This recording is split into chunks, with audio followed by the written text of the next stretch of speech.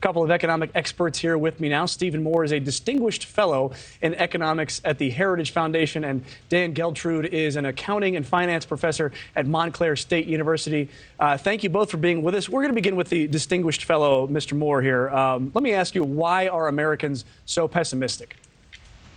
Well, I'll start with some good news. We are not in a recession right now. I know a lot of Americans may think we are, but we still have a very healthy jobs market. There's still about 9 million job openings for about 5 million people looking for jobs. So that's the positive part of the economy.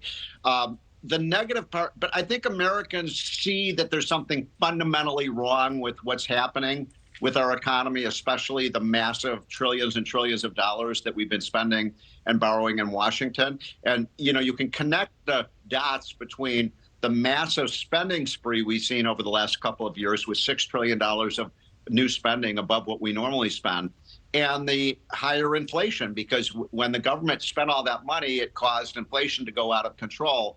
And so I think Americans, even though the economy is pretty good right now, they feel like we're on the wrong course and something has to be done about this debt and out of control government spending. Yeah, Dan, it kind of feels like, when your body hurts somewhere, you're like, I don't know exactly what's wrong, but I know something's wrong. Do you feel like Americans are feeling something that they can't really put their fingers on? I always say that economists can provide great statistical information and charts and everything else, but you know what? That is actually meaningless to most people. What they focus in on is how they feel. So the economy is a lot about emotion. So when we're seeing these statistics with how unhappy people are, it doesn't matter what's going on that may be good in the economy. People are feeling the pain and they're pessimistic. Now, what's interesting about this is that when we had our last round of elections, we had a pretty lousy state of the economy, yet voters were not opting to make dramatic change, which to me was a great political fumble by the Republicans. I don't understand why these economic feelings, these woes, were not translating to people saying something's wrong, we need a change, because right now we're getting more of the same. So it's justified for them to have a negative outlook because no change is happening. Well, there is some impact on approval ratings.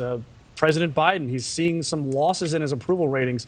This is his second worst rating that he's had in his time in office. 39% of Americans say they approve of the job that Joe Biden is doing. Even less, just 34% are happy with his handling of this economy. So, Stephen Moore, let me ask you this again. What can he do, or what can anyone in the federal government do right now to reinstore confidence? Well, I want to just play off something Dan was just saying, that the official inflation rate right now is down to about 5 or 6%, which is, an improvement over the 9% we had last summer. But when I do programs like this, and I say, we have a 5 or 6% inflation rate, and then when I'm out on the street talking to people, they get angry at me. And they say, what are you talking about? My inflation rate isn't 5 or 6%. I am paying more for rental car. I'm paying more for groceries. I'm paying more to go out for dinner. Paying more for airline tickets. So I don't think people really believe that these statistics, in other words, this isn't what they're actually feeling in their own budget. Because computer prices are down, but the rental costs, the energy costs, those things are up a lot. I happen to believe the most important thing for this country in terms of getting our economy straightened out is to bring government spending down very dramatically. And that's why this budget fight that you all were just talking about is so important, that we get a deal with Joe Biden that starts to really take a chainsaw to this out-of-control budget. We will see if the discussion over the debt ceiling makes that happen. Stephen Moore and Dan Geltrude, thank you so much for joining us. Thank you.